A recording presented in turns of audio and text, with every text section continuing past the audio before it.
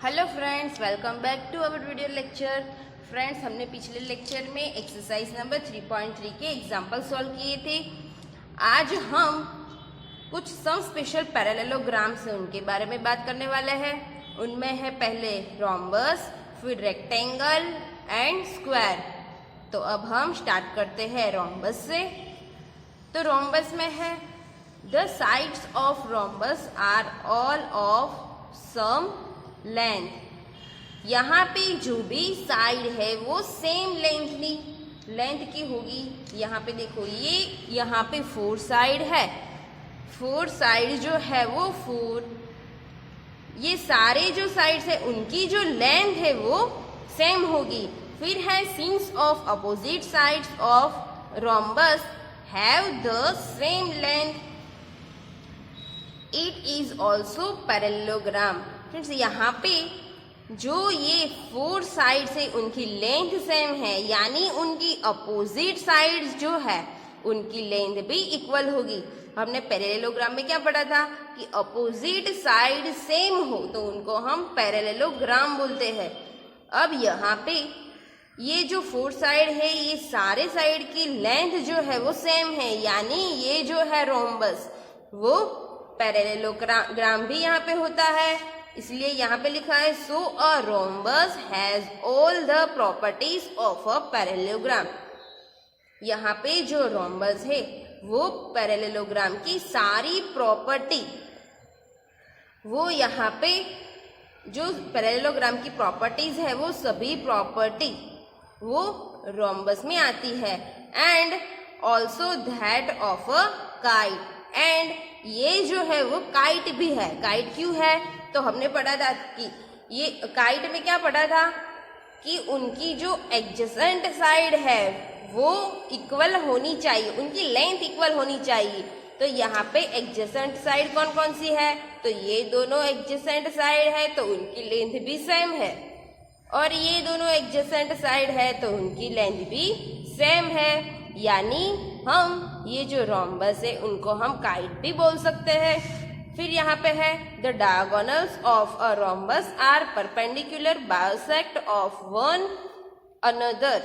अब यहाँ पे ये जो रोम्बस है उनका जो डायगोनल है उनकी प्रॉपर्टीज के बारे में बात की है कि डायगोनल है रोम्बस का वो परपेंडिकुलर बाइसेक्ट, यानी ये दोनों है वो एक दूसरे का 2 पार्ट में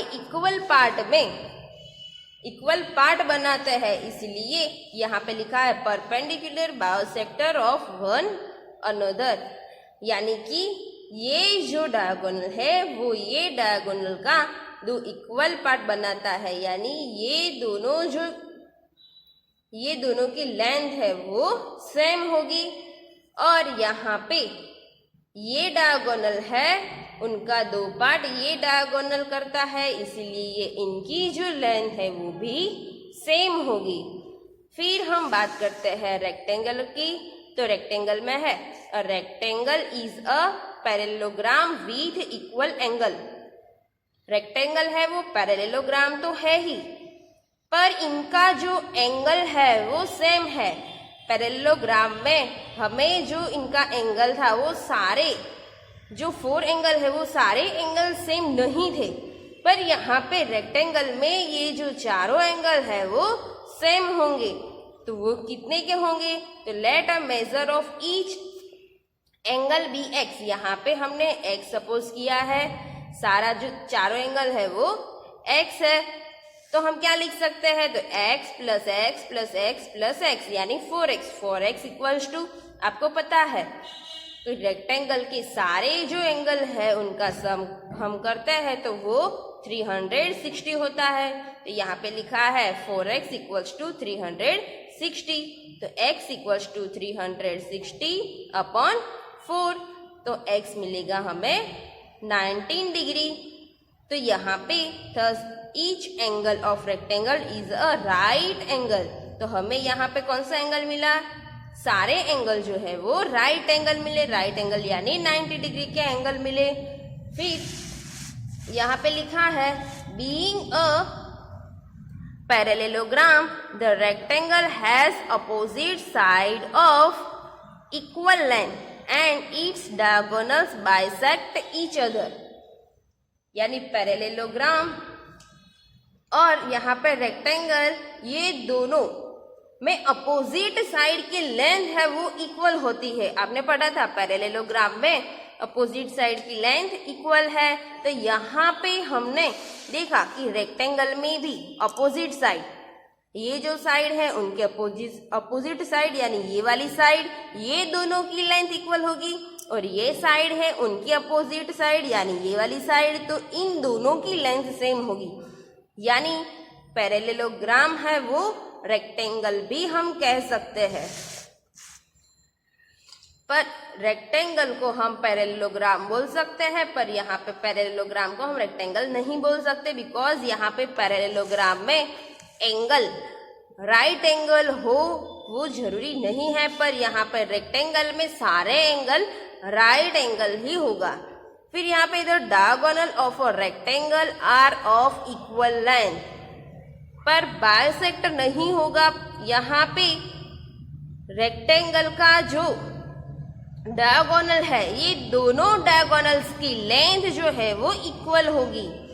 फिर यहाँ पे स्क्वायर के बारे में लिखा है कि in square all sides have equal length. वो तो आप लोग जानते ही हो कि स्क्वायर में ये जो साइड, सभी साइड है उनकी लेंथ जो है वो इक्वल होती है।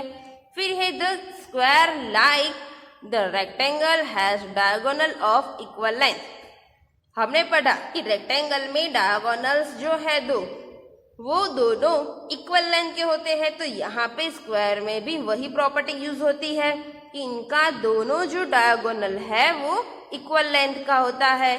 फिर यहाँ पे पॉइंट्स दिए हैं in the square the diagonals. Square के डायगोनल्स के 3 पॉइंट है। बाइसेक्ट वन अनदर, बाइसेक्ट यानी ये दोनों एक दूसरे को इक्वल पार्ट बनाते हैं। फिर यहाँ पे दूसरा है आर ऑफ इक्वल लेंथ, यानी दोनों की लेंथ सेम होती है। फिर है are perpendicular to one another, यानी दोनों जो है वो परपेंडिकुलर है, यानी इनका परपेंडिकुलर ये वाला है और इनका परपेंडिकुलर ये वाला और ये वाला पार्ट है। फिर है the diagonals of a square are perpendicular bisector of each other. ये डायगोनल की प्रॉपर्टी है कि स्क्वायर के डायगोनल जो है वो परपेंडिकुलर है और ये दोनों इक्वल पार्ट बनाते हैं, यानी इनकी लेंथ सेम होगी, इनकी लेंथ और इनकी लेंथ भी सेम होगी। तो फ्रेंड्स, इनके रिलेटेड जो एग्जाम्पल है वो हमें यहाँ पे एक्सरसाइज नंबर 3.4 में दिए गए हैं। अब हम उनके बारे में बात करते हैं।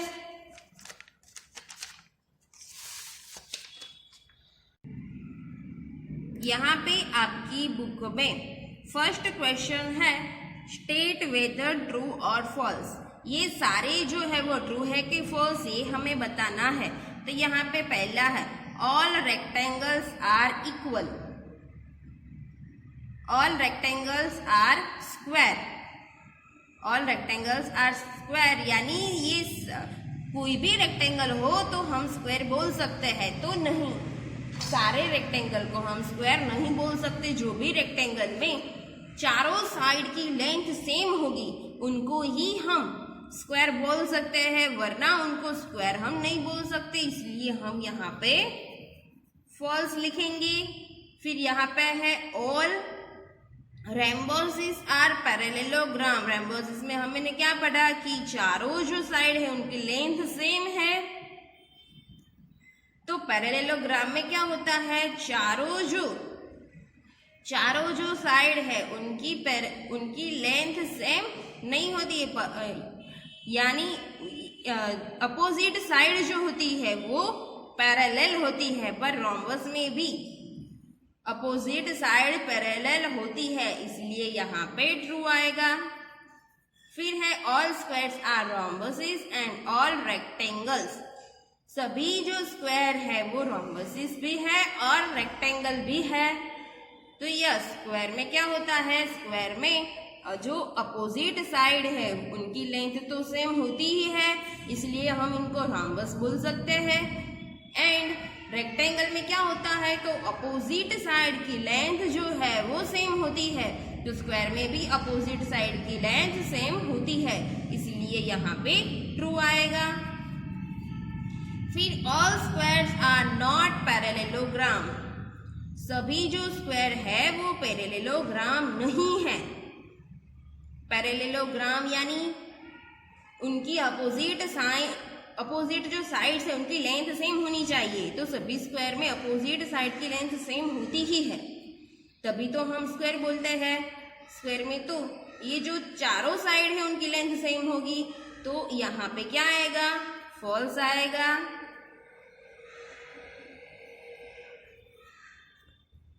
फिर ऑल काइट्स आर रोम्बोसिस, सभी जो काइट्स है वो रोम्बोसिस है।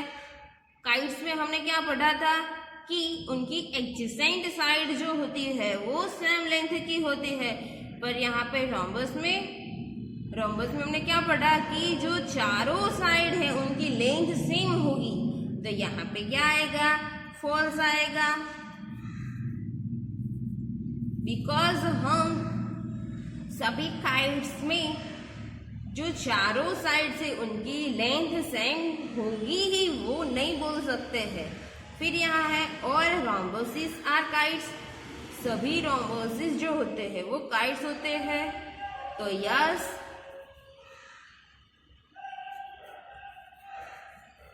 तो हम यहाँ पे ट्रू लिखेंगे। फिर है ऑल पैरेललोग्राम्स आर ट्रेपेजियंस, ट्रेपेजियंस में हमने क्या पढ़ा था कि चारों साइड्स जो है उनमें वन पेयर यानी अपोजिट साइड में वन पेयर जो है वो पैरेलल होगी। तो यहाँ पे है और पैरेललोग्राम है तो उनमें तो दो पेयर यानी दोनों अपोजिट साइड सेम होती है, इसलिए यहाँ पे हम ट्रू लिखेंगे। फिर है ऑल स्क्वायर्स आर ट्रेपेजियम्स, तो ऑब्वियस है ये भी ट्रू है कि सभी स्क्वायर ट्रेपेजियम्स तो है ही। ट्रेपेजियम्स में तो वन पेयर, ट्रेपेजियम्स कैसे बनाते हैं, ऐसे बनाते हैं, यानी ये दोनों जो साइड है वो भी इसमें पैरेलल है, पर यहाँ पे स्क्वायर में तो वन, ये दो साइड तो पैरेलल होती ही है, पर ये दो साइड भी पैरेलल होती है, तो सभी स्क्वायर ट्रेपेजियम्स है, इसलिए यहाँ पे ट्रू आएगा। तो फ्रेंड्स अब हम बात करते हैं एग्जाम्पल नंबर 2 की।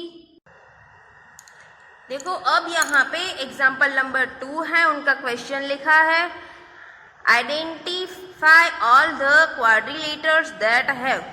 अब हमें ऐसा क्वाड्रिलेटर चाहिए जो यहाँ पे दिया हुआ है वो उनमें होना चाहिए, यानी ए में है 4 साइड्स ऑफ इक्वल लेंथ, चारों साइड की इक्वल लेंथ कौन कौन से क्वाड्रिलेटर में होती है, तो रोम्बस एंड स्क्वायर। रोम्बस में हमने पढ़ा कि चारों जो साइड है उनकी इक्वल लेंथ होती है, और स्क्वायर में भी पढ़ा कि चारों जो साइड है उनकी इक्वल लेंथ होती है, तो रोम्बस एंड स्क्वायर में होगी। फिर यहाँ पे है फॉर राइट एंगल यानी 90 डिग्री का एंगल चारों जो है वो किन में होता है, तो हमने इस लेक्चर में ही पढ़ा स्क्वायर और रेक्टेंगल में, तो यहाँ पे हम लिख देते हैं square and rectangle are the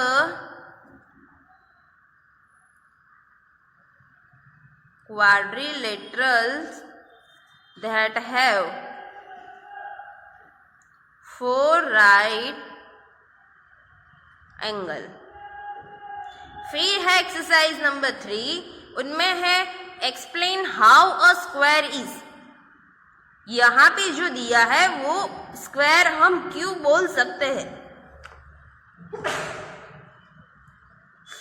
वो हम स्क्वायर क्यों बोल सकते हैं, वो यहाँ पे हमें लिखना है।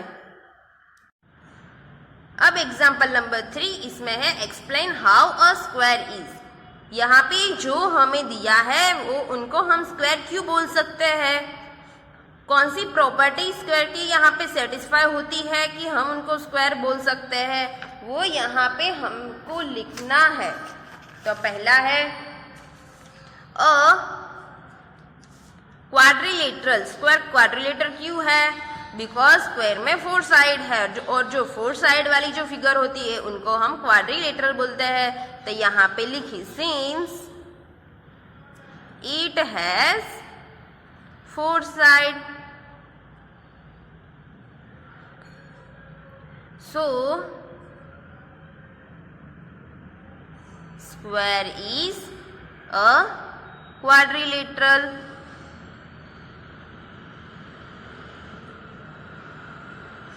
फिर यहाँ पे है अ पैरेललोग्राम। अब स्क्वायर को हम पैरेललोग्राम क्यों बोलेंगे? तो स्क्वायर में भी अपोजिट साइड जो होती है वो पैरेलल होती है और पैरेललोग्राम में भी अपोजिट साइड जो है वो पैरेलल होती है। तो यहाँ पे हम लिखे since its opposite sides are parallel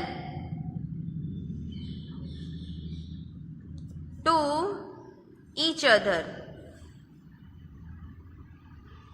so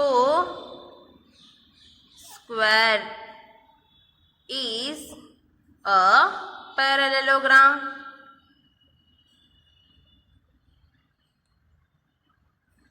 फिर है और रोम्बस। रोम्बस स्क्वायर को हम रोम्बस क्यों बोल सकते हैं? बिकॉज स्क्वायर में भी जो चारों साइड है उनकी लेंथ इक्वल है और रोम्बस में भी चारों साइड है उनकी लेंथ इक्वल है। तो हम यहाँ पे लिखे since it's 4 sides are of the same length, so square is a rhombus. अब यहाँ पे है स्क्वायर को हम रेक्टेंगल क्यों बोल सकते हैं? बिकॉज स्क्वायर और रेक्टेंगल दोनों में जो एंगल है वो 90 डिग्री का होता है, यानी राइट एंगल होता है, इसलिए। तो यहाँ पे लिख दे हम सिंस ईच इंटीरियर एंगल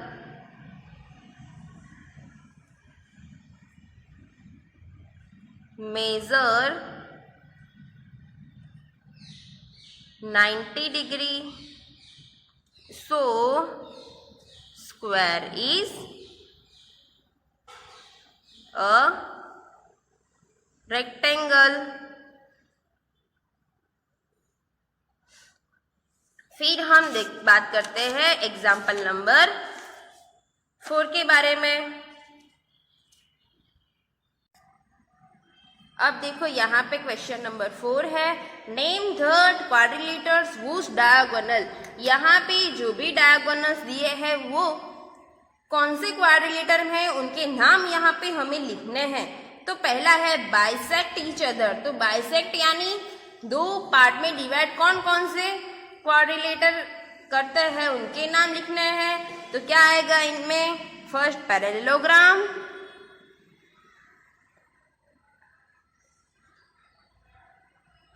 फिर आएगा रोम्बस। रोम्बस में भी हमने देखा। फिर आएगा स्क्वायर। स्क्वायर में भी हमने देखा कि दोनों डायगोनल है वो बाइसेक्ट होते हैं। एंड रेक्टेंगल में हमने देखा। फिर सेकेंड है are perpendicular bisector of each other. Perpendicular होना चाहिए, बाइसेक्टर दोनों परपेंडिकुलर यानी ऐसे होना चाहिए, यानी इनका जो एंगल है, इन दोनों के बीच का जो एंगल है वो 19 का होना चाहिए। वो किस में होता है? तो वो रोम्बस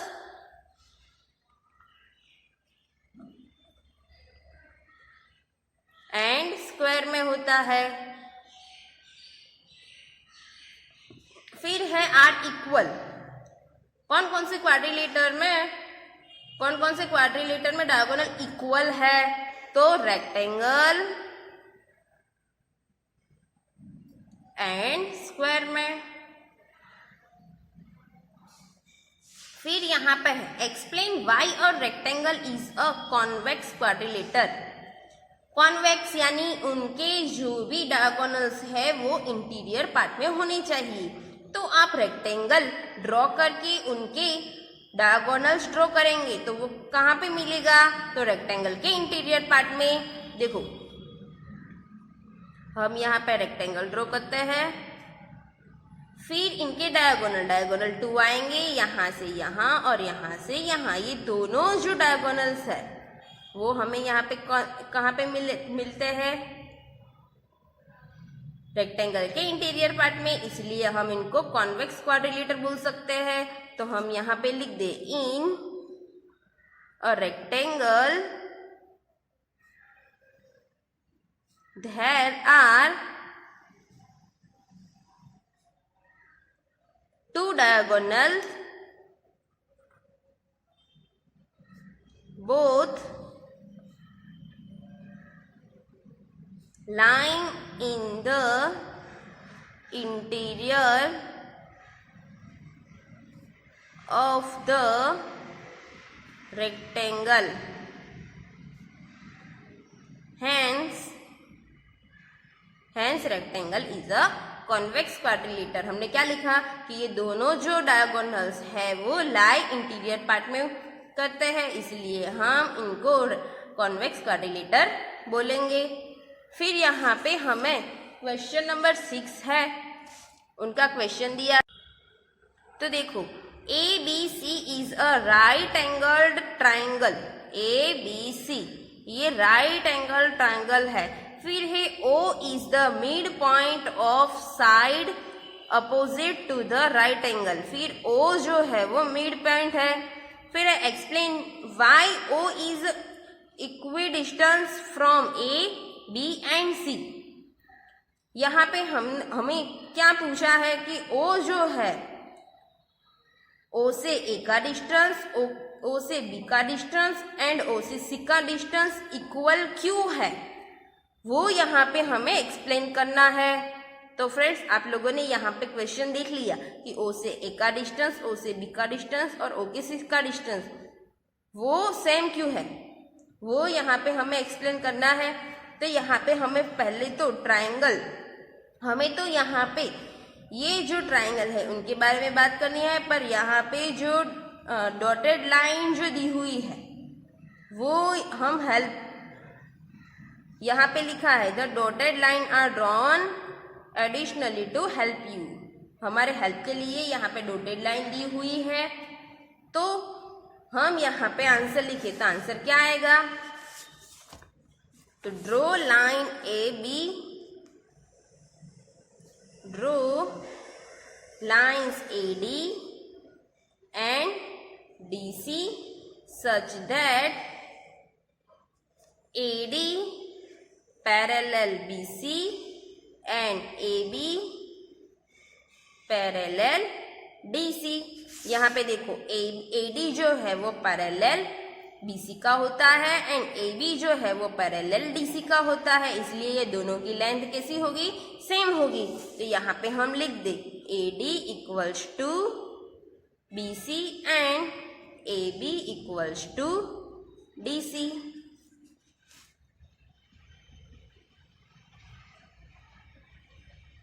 फिर क्या आएगा?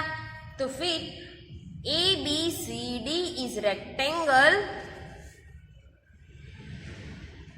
ABCD is a rectangle as opposite sides are equal and parallel। ये तो हमने देखा।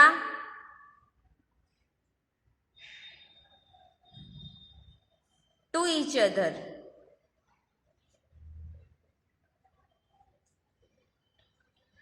and all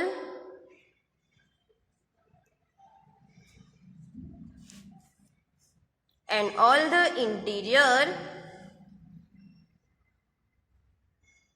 angle are of 90 degree. So हम बोल सकते हैं कि उनके जो डायगोनल है वो इक्वल लेंथ के है, इसीलिए बाइसेक्ट है। सो यहाँ पे हम लिख दे this the in a rectangle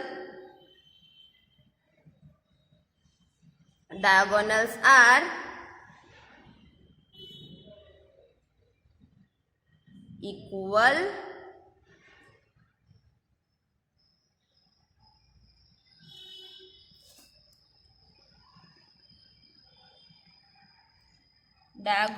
are equal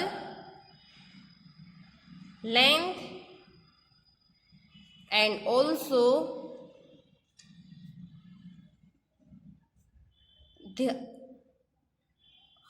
this bisect each other। सो हम क्या लिख सकते हैं, hence AO equals to OC equals to BO equals to OD, यानी O से सारे पॉइंट है उनका लेंथ सेम होगा। थर्स जो हमें यहाँ पे दिया है, थर्स O is equidistant from A, B and C। तो फ्रेंड्स यहाँ पे हमने एक्सरसाइज नंबर 3.4 के सारे एग्जाम्पल सॉल्व किए। तो फ्रेंड्स यहाँ पे हमारा जो चैप्टर नंबर 3 था वो फिनिश हो गया। अब हम नेक्स्ट लेक्चर में जो चैप्टर नंबर 4 है उनके बारे में बात करेंगे। तो फ्रेंड्स यहाँ पे मैंने जो भी थियोरी लिखवाई और यहाँ पे सम जो हमने सॉल्व किए वो आप लोगों को मैथ्स की नोटबुक में लिखने हैं, अच्छे हैंडराइटिंग में लिखने हैं, और हम नेक्स्ट लेक्चर में चैप्टर नंबर 4 के बारे में बात करेंगे।